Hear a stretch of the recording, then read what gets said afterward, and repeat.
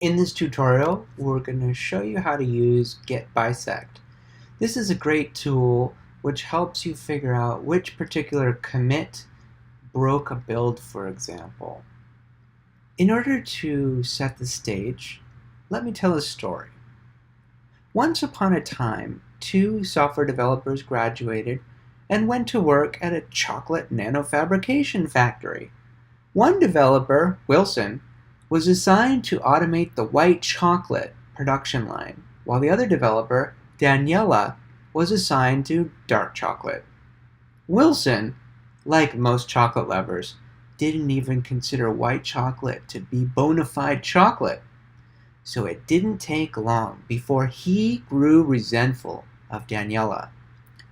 One night, while toiling away, Wilson's jealousy reached a crescendo, and he decided to create some trouble for Daniela. First, he removed all the semicolons from the JavaScript, because hey, isn't that what evil people do? Second, he capitalized string in the dark chocolate module. Then, he merged his white chocolate branch into develop so that Daniela would have a hard time merging her own branch the next day. Sure enough, Daniela got in early the next morning to finish up her modifications to the dark chocolate module. When she tried to merge her branch, sure enough, she had to resolve a bunch of conflicts. But more critically, the regression tests no longer passed.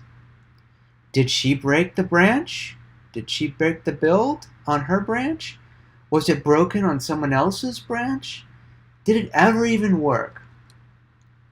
These were questions that getBisect would be able to answer for her very easily. So let's go through a demonstration of getBisect. Essentially what you do is you tell it a particular commit which is bad, the current head of develop in this case. Then you tell it a known good commit. Once you've been able to isolate a range like this, it can then go and perform a binary search. Rather than checking every single commit, what it does is it checks one in the middle. And then you tell it whether the build is broken at that commit. If it's also broken at that commit, then getBisect knows it doesn't need to check any of these commits between the head and the current commit because they must all be broken by the process of elimination. So it focuses its attention instead on the commits that would have come before. It repeats the same procedure, picking a commit somewhere in the middle, then you tell it whether it's good or bad. If it's good or bad, it either checks it divides the set of commits in half and continues doing that until it finally finds a commit that actually broke the build. So that's a verbal description of what it's going to do. Now I'm actually going to show it right over here. So at the command line, we would just say getBisect start. That's how you start a bisecting session. We're at the tip of develop and we know it's bad. We know it's bad because we run the regression tests and they fail. So we'll go ahead and tell getBisect that this commit is bad. Now we need to pick a good commit.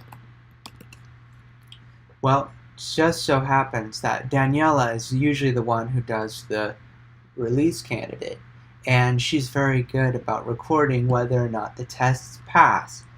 So we can use this particular label, or you could use a commit ID, any way of referring to a particular commit. We're going to use the label in this case. We're going to say getBisect good, paste the label in. Alright, now over here you can see that getBisect has automatically picked this commit in the middle between the develop and the release candidate, the last release candidates, right here in the middle, and it's automatically reset the head there, so now we can run the regression tests again, and they pass. So we can say get bisect good. Okay? So now we know that that's a good commit, so get bisect is going to go pick one of the commits that came later, one of the ones in the middle, again, because it's doing a binary search. And we just repeat this same procedure. We run the regression tests, they fail, so now in this case we say get bisect bad. Once again, it resets the head, this time to this commit, and again we say we run our regression tests, they fail, so we say get bisect bad, and it's down to just 2 commits. So we just tested this one that said remove semicolons, and so it's going to try. We know that one was bad, so the next one it's going to try is the one just before that. We'll see if it's good or bad. It's good, so we say get bisect good. Now you can see that get bisect has drawn the conclusion that the very first bad commit was this one. It had the description, removed semicolons. That happens to be the one we just tried.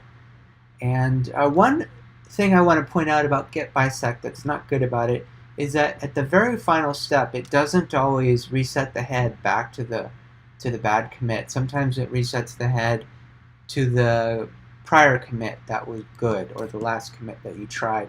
So if you want to go to the bad commit, just copy the commit ID and search for it, okay, and then just reset the head. Okay, so now we're at the place where it is known to be broken. Sure enough, it is broken, and so this should be the very first commit which broke the build. So Daniela then comes and takes a look at what happened here. In fact, yes, all of the semicolons have been replaced.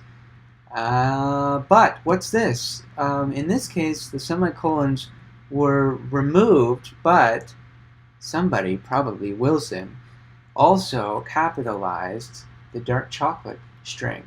Man, that guy must really want to work on dark chocolate. I guess I don't blame him. So now, with this knowledge in mind, Daniela could very easily go fix the build by changing this string back to lowercase. We'll do that in a minute, but I want to show you another capability of get bisect. We're going to run get bisect again, but rather than doing all this manual work, we're going to make use of get bisect run to do this for us automatically. You can use get bisect run whenever you've got an automatic way to assess whether a commit is good or bad. In this case we do, because we've got a regression suite, and when that regression suite passes, it exits with a code of 0. When it fails, it exits with a code of non-zero.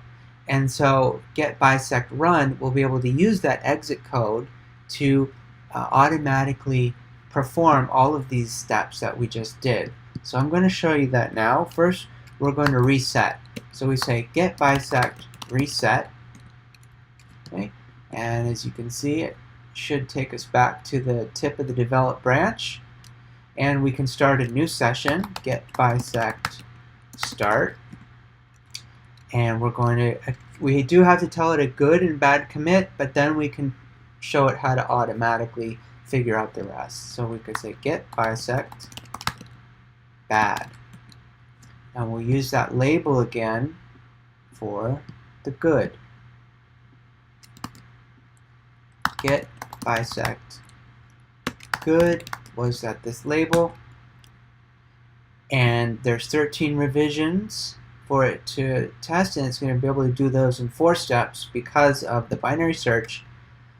And we're not going to have to do anything this time other than automate the whole process by saying get bisect run, and then we point it to the regression test suite. In this case, we're using npm. We could just say npm test, but it could be whatever regression test suite you use, as long as it returns an exit code of 0 if it passes, and exit code 1 if it fails. Are you ready to see it do all of this automation all by itself? Let's go. Alright, tried one commit, that passed, then another one failed, and another one failed, and ultimately, within seconds, it was able to figure out the offending commit was the same one that we identified before, where Wilson had removed the semicolons. Alright, so that's a great way to use get bisect if you've got an automatic way to assess whether or not the current commit exhibits the bad behavior or the good behavior. In our case, we used NPM tests. You can use whatever regression test suite that you have, or any other automatic means. Let's fix the build now. So we will go into the offending file. First, let's get out of get bisect. Get bisect reset takes us back to the develop branch, and then we're going to open up the file which has the dark chocolate string that needs to be lowercase. And if you remember before, it failed. Now it passes. So we can go ahead and check that in and go on our merry way. Well, I hope that you enjoyed learning about get bisect. I find this tool to be extremely helpful. If you like it as well, then I guess we can say that we're all get bisexuals.